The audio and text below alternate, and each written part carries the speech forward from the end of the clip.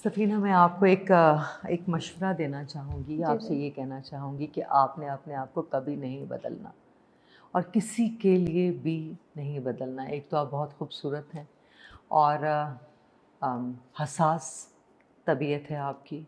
और एक और चीज़ जो मैंने नोट की कि आप दूसरों की फीलिंग्स को, एहसास को, इमोशंस को आप उसको समझती भी हैं और ख़्याल भी रखती हैं।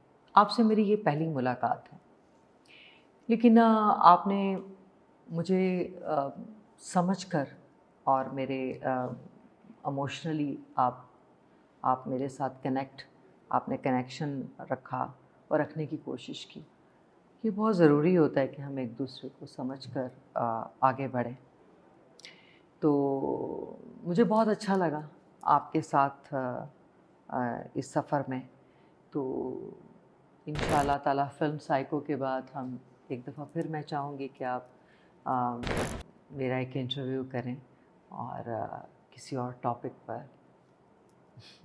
मेरे लिए ये एज़ाज़ की बात है कि मीरा जी को मैं थोड़ा-सा उनको लगा कि मैं उनकी एक्सपेक्टेशंस पे पूरी हुई साइकोलॉजिकली जो उनकी मूवी साइको है, क्योंकि ये इतना सेंसिटिव टॉपिक है कि मैंने असल मीरा को आज देखा है।